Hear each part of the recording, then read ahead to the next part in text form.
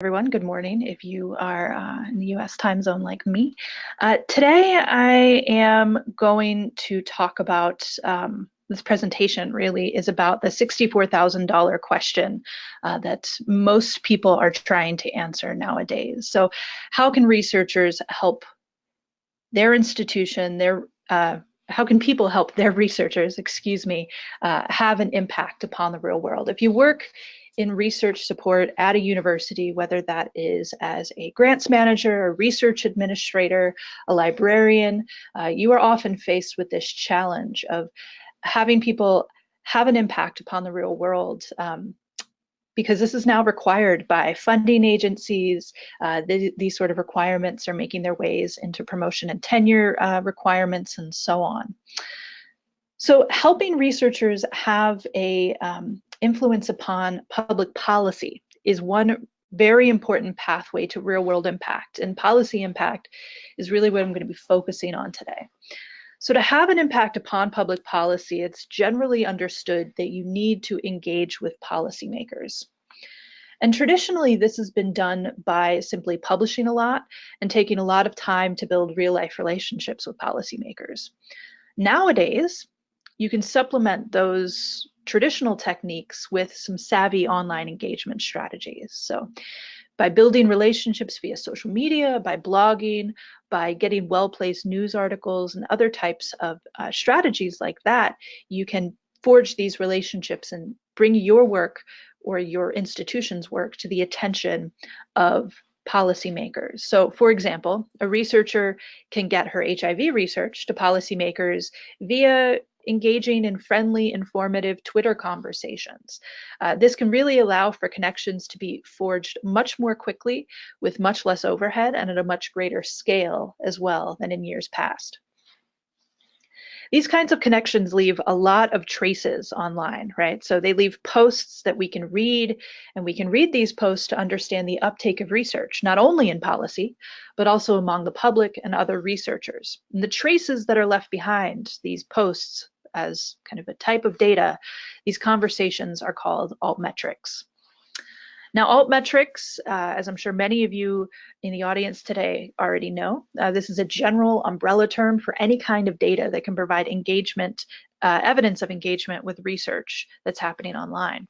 So Altmetrics in general can be used to develop online engagement strategies to measure return on investment, if you will. But as you can see, just from this list, and this list is by no means comprehensive, Altmetrics are very diverse or a heterogeneous data type. They span the gamut from social media to blogs to patents to Wikipedia and beyond. As a quick aside, a little bit about Altmetric and what we do. So we are one of several companies that gather this type of data for institutions to help people understand the work that's the reach of the work that's being done at their institution. So we have collected to date millions of discussions from 17 types of data sources online, including worldwide public policy documents. And the data that we collect, crucially, not only numbers, but also the discussions that are happening themselves. So let me just scale back real quick. So this is an example of research that's happening, a researcher who has been mentioned in the news and has had an outside effect on kind of popular culture and rhetoric that's used by millions of people around the world nowadays in the West. You can also see examples of syllabi and where research is being discussed in syllabi around the world at institutions that run the gamut from New Mexico State University to Harvard to Oxford and beyond.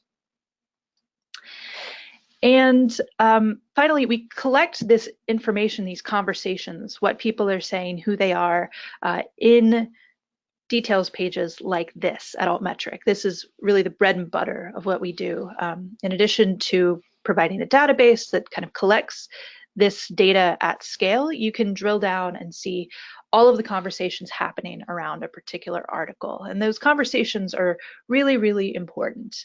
Altmetrics as a type of data in general mostly measure attention. And as we know, impact is found beyond the numbers. It's less about how many times your research has been mentioned in the news, and it's more about what's being said, what news outlets are talking about your institution's research, and so on. And it's really fashionable nowadays to kind of trash the metrics aspect of Altmetrics. But at the end of the day, it's really these numbers and knowing that, let's say you've got 15 news articles that are talking about a particular piece of research.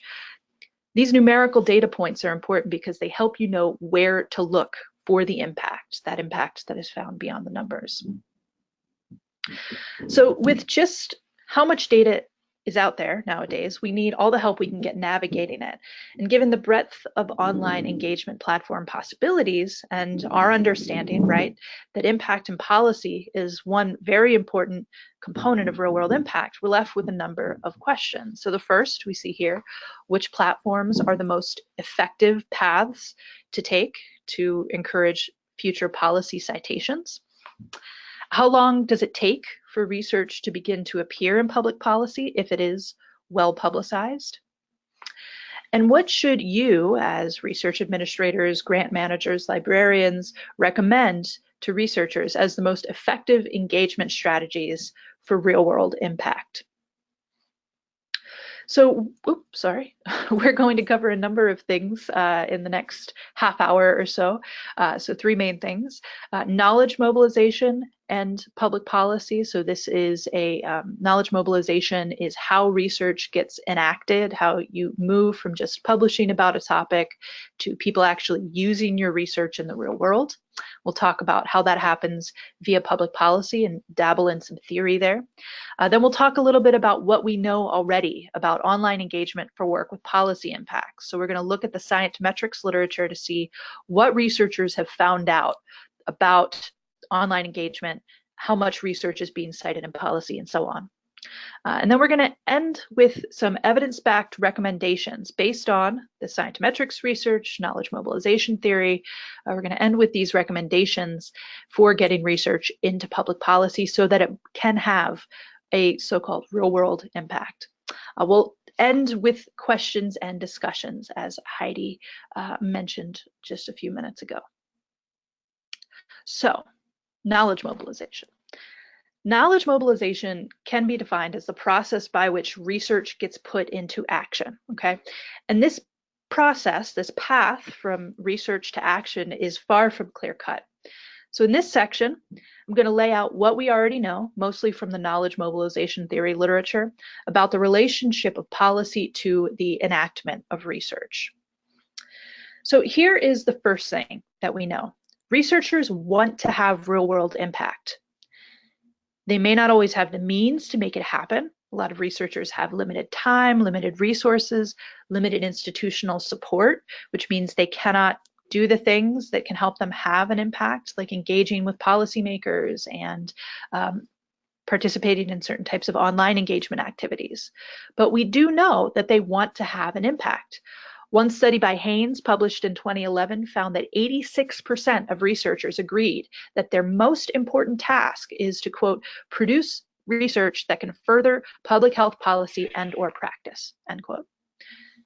So this attitude is something that is very pervasive. This is seen increasingly in online discussions too. A lot of researchers, particularly in the social sciences, are really reflecting critically nowadays upon what it means to be an engaged scholar. And a lot of this is likely due to the rise of the impact agenda at universities worldwide. So this expectation that if you are receiving public funds for research, if you're receiving the support of your university, you should really be thinking about having a real-world impact and participating in engagement that can help you get to real-world impact, to engage with communities and so on. So here's another thing that we know: how research influences public policy. So it used to be very, very difficult to know how and when research influenced policy. So knowledge mobilization theorist Carol Weiss, she argued in 1979 that, quote, most studies appear to come and go without ever leaving any discernible mark on the direction of substance or policy. But things are changing. So according to one 2014 study, approximately 1 in 4 policymakers use academic research to inform their work on a daily or weekly basis. We know this because now it's a lot easier to simply ask policymakers. It's a lot easier to connect with policymakers worldwide thanks to the internet in order to run surveys and interviews that help us understand how policymakers are using research. And it's also, thanks to the internet, possible to look at the traces that are left behind. When research is cited in public policy, we can now at scale get at that data to understand how often research appears in policy. So this is how some researchers think that the usage of research works. So this is the knowledge utilization model. This was first introduced in 1980, but I think it's still very relevant today. This particular model reflects the difficulty of tracking awareness of research. Much of the battle of getting research into policy, which we see in stages 4 through 6, that lies simply in making policymakers aware that such research even exists, stage 1, right at the beginning. So this awareness often tends to come via mainstream media, and that makes the media and news articles a really powerful platform when you're crafting researcher engagement strategies and research outreach strategies along with the faculty and graduate students at your institution. Thanks to the social web, we can now track researchers' journey along each of these stages in this model in a way that we couldn't have imagined back when this model was created in the 80s. So we know now that we can use text mining in order to get Altmetrics, right, that help us discover when research is discussed in the news, to see the traces of researchers' engagement with policymakers and their, let's say, public Twitter conversations and so on. And all of these are essentially types of Altmetrics data. Most importantly, we can extract the references to research that appear in public policy documents. And this is our most concrete way of tracking research impact. There are 3 major themes for citations to research that appear in public policy documents. So research is cited because it's being used instrumentally to inform policy decisions. It's cited because it might be part of an argument that's used strategically to address values and interests, or symbolically to support, justify, or refute predetermined positions. Or research is cited because it contains ideas that can influence the policy climate and agenda setting by illuminating, supporting, and challenging existing paradigms. These 3 types of citations are the ultimate pieces of evidence that researchers can use to discover the influence that they've had upon the so-called real world via public policy. And these policy citations are often very closely interrelated with other kinds of altmetrics, which can lead to quicker impacts upon public policy. But more on that in just a moment. So this is probably a good time to hit pause and talk about what a policy citation looks like. So here is a typical example of how policy appears.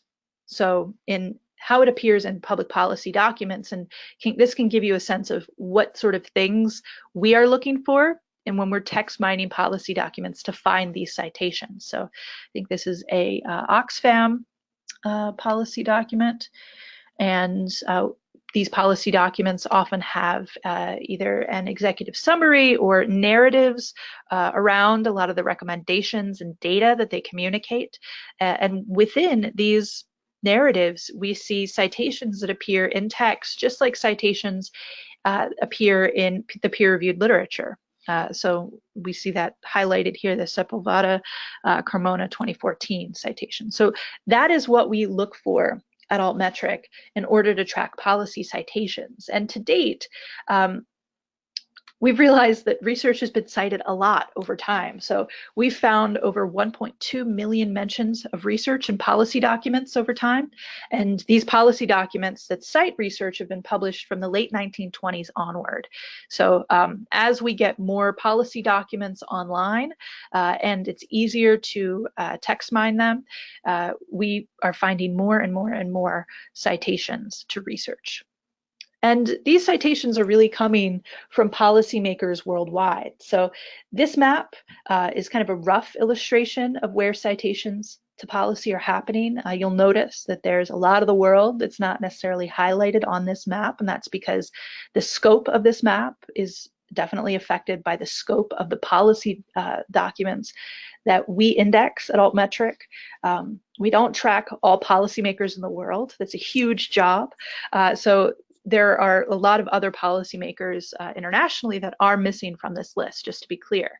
But this still gives you a really good sense of just how many policymakers worldwide are citing research. So 1.2 million policy documents have cited research, and these policy documents were issued by 54 unique policy sources in 13 countries worldwide.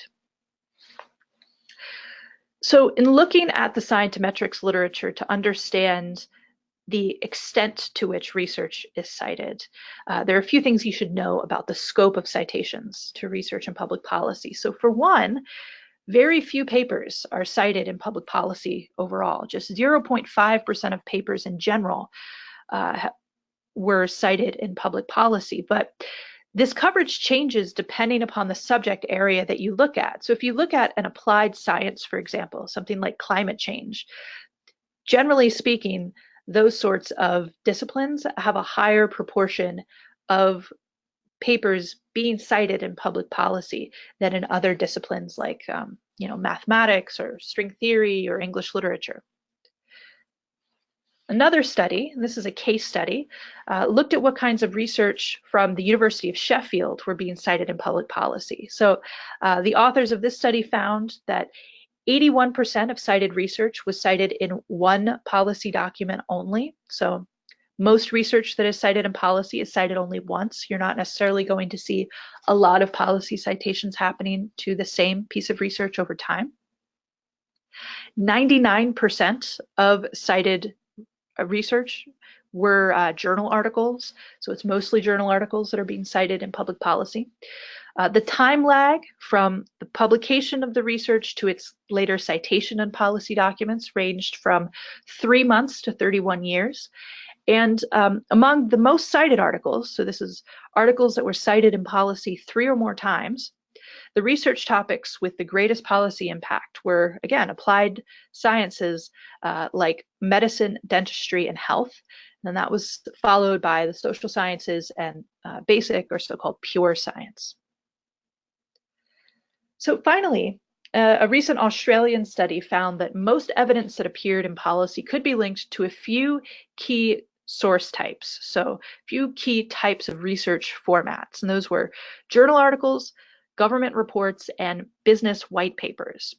The white papers thing personally surprised me. I wouldn't have thought that policymakers were necessarily citing corporations in that way, but apparently they are.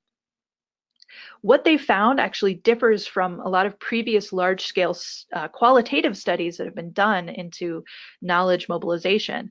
And those previous studies found that policymakers were most likely to find out about research and be staying abreast of kind of topics and subject areas by speaking directly to their colleagues for information. They were far less inclined to seek out academic research. This particular paper shows otherwise. Policymakers are citing research a lot, actually. The authors point out that, quote, despite the criticisms of citation analysis as an impact measure, at least in the field of research utilization, we cannot solely rely on interview or survey data, as cited evidence use differs from reported evidence use. So put another way, citation analysis of policy is very important to understanding knowledge mobilization, because when self-reporting, when you ask policymakers how often they're citing research, they don't necessarily tell you the full extent to which research articles do go on to inform the policy that they write. So some other important things to note: over half of the cited resources, the cited journal articles and so on in this particular study that appeared in policy were open access, and a majority of the cited research was less than 5 years old. So, as I've mentioned, policy citations are evidence that researchers can really start to use to discover the influence that they've had upon the real world via public policy.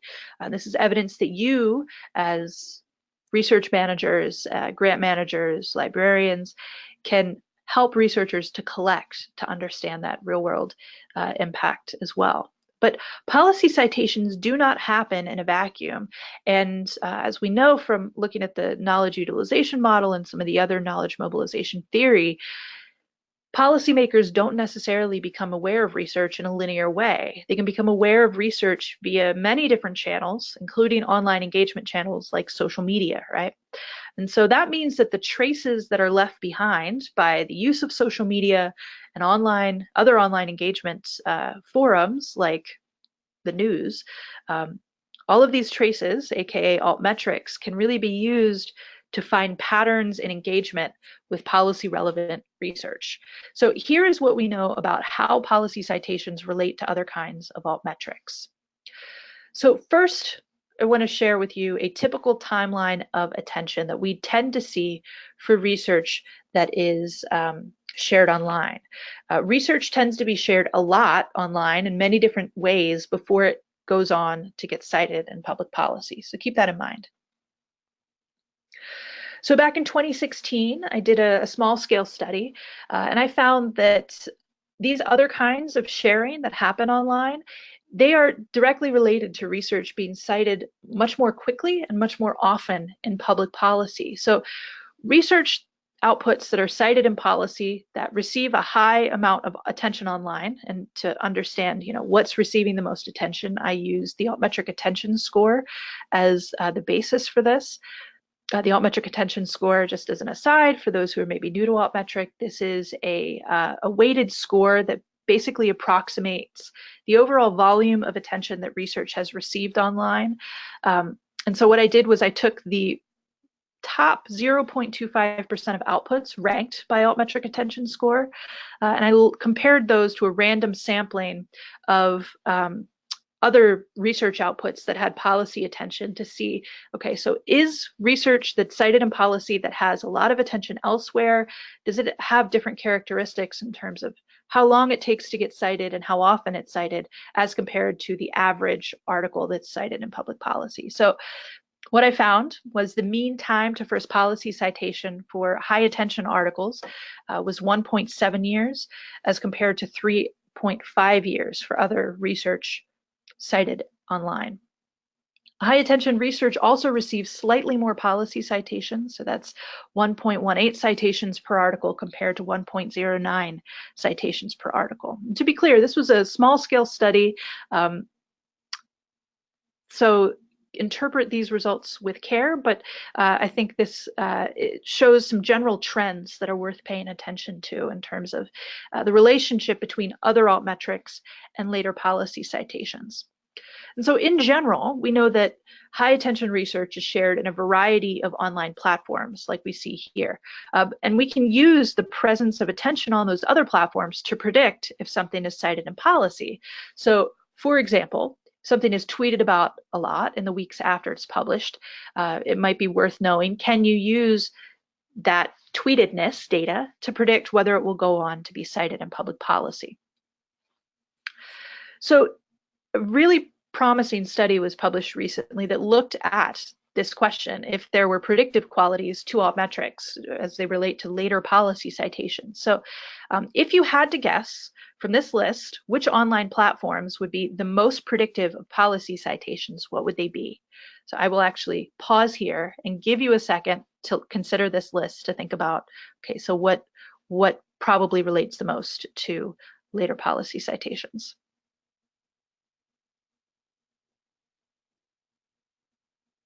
All right. So as it turns out, the researchers found that the online platforms that were most predictive of later policy citations were mention counts on peer review platforms. This study was done based on Altmetric data. So in the case of peer review platforms, that means PubPeer and Publons. They found that to be the single most influential feature in terms of later citations in policy to research. News, surprisingly, rated as the least influential feature.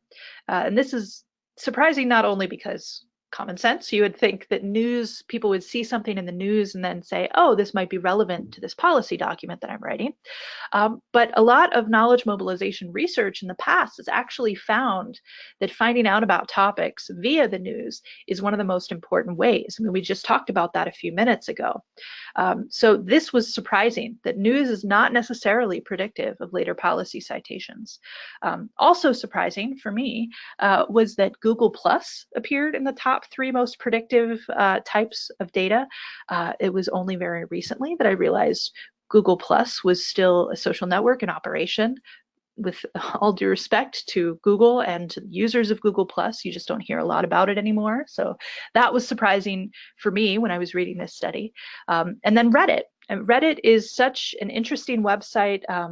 Some of you sitting listening at work and at home, you might be Redditors yourself. You know that that's a website that is an online messaging board that really runs the gamut from people sharing cute pictures of chihuahuas, to people talking about news, to serious scientists having debates about, the validity of certain new papers that have come out in a particular field, like high energy physics or what have you. There are millions of Reddit users online, and they talk about such diverse things. So it was surprising to me that mentions on Reddit were predictive of later policy citations. So this particular paper, a preprint's available on arXiv. I encourage you to go read it. It's really interesting. It does show that a relationship exists between the online attention that a scholarly work receives and the policy citations that it generates down the line. So now that we know a bit more about knowledge mobilization literature and Altmetrics literature and this relationships that exists between other types of altmetrics and later policy citations, what can we do with this information? How can we use this to ensure that the research that our institution publishes gets traction in policy? So let's take a moment here to remind ourselves, right, that we really care about insight. We're not just collecting data points for the sake of having a lot of metrics that make us look good. We need Altmetrics data, we need these citations and public policy and so on to help us make informed decisions about how to publish our research and how to promote our research in such a way that it can have that real world impact in public policy, because public policy often shapes the world around us in terms of how governments enact certain laws, how caretakers enact certain types of care protocols in hospitals and so on. So it's about more than just how many times something is cited in public policy. It's about what people do with that policy that really counts. And that's where true impact lies. Again, we're moving from metrics, which can help us find these policy citations that occur, moving from metrics towards actual insight about the impact that research is having. So the first evidence-based recommendation that I can offer today is that you should really encourage your researchers to actively engage their audiences online. And as we now know, there are a few sources that are better than others as pathways to policy impact. So those are peer review sites. So participating in websites like PubPeer can be one way as authors of papers to go on and engage people who might be critiquing their research or have questions about it. That is, I think, particularly important. Reddit, we know. PLOS, the Public Library of Science, they have a really popular Ask Me Anything series. So this is where a author of a paper they go onto Reddit and they say, okay, so I have just done groundbreaking research in the study of widgets. Ask me anything about my research. And you see hundreds, if not thousands, of Reddit users, depending on the topic, who run the gamut from, other researchers to just members of the public who are interested in this particular topic, asking really thoughtful and engaging questions about research and the paper and so on.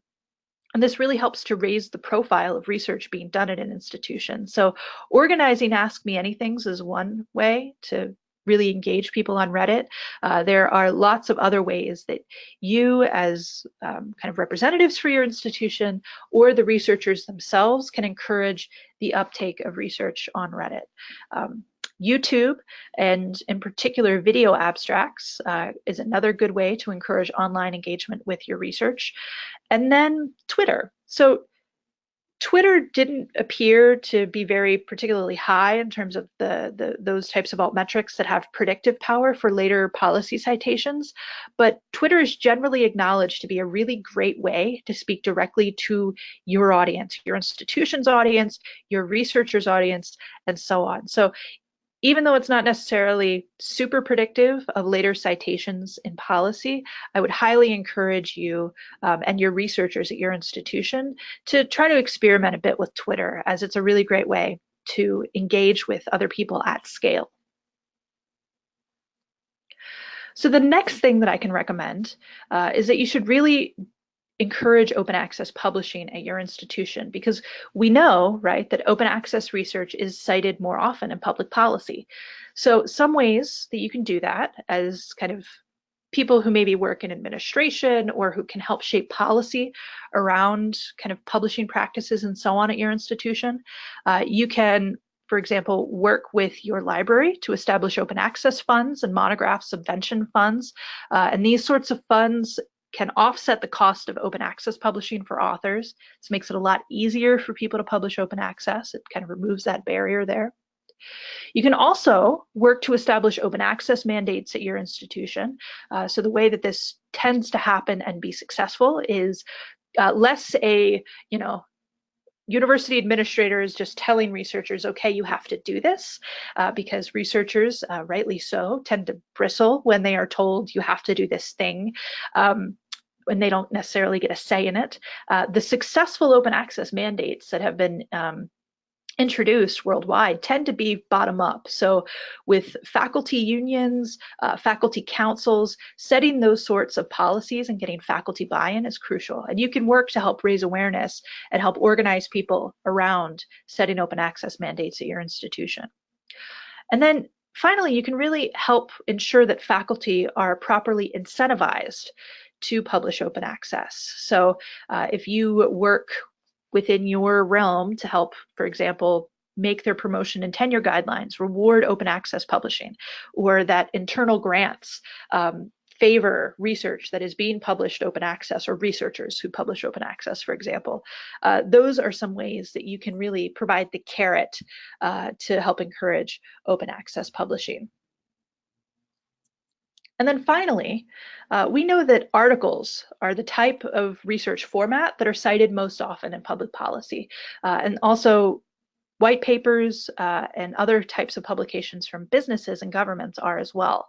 So if your institution or if your researcher is really keen to develop a policy impact in a particular industry or a particular area of study, they might think about publishing in either of these two formats, because this is what policymakers tend to use the most when developing their own policy documents. All of these steps, these 3 steps, can be operationalized at your institution in a number of ways. So the first is that you can raise awareness via consultations. And if you're a research manager, through crafting solid engagement plans and grant proposals. So these engagement plans that are often submitted with grant proposals, this is where faculty, beyond faculty, even graduate students, postdocs, they describe how they're going to engage the public with their research. So what you can do, as if you're a research manager or grant manager, is you can talk to your faculty about your options, their options for online engagement, and help commit them to including online engagement as part of that strategy plan that they write.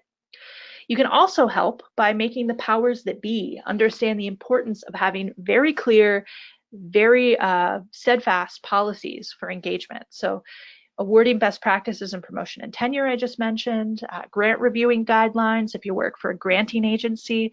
These are ways that you can institutionalize and operationalize these sorts of practices that will help researchers in the long run have more and better policy impacts. So that is it for my piece. Thank you so much for your attention.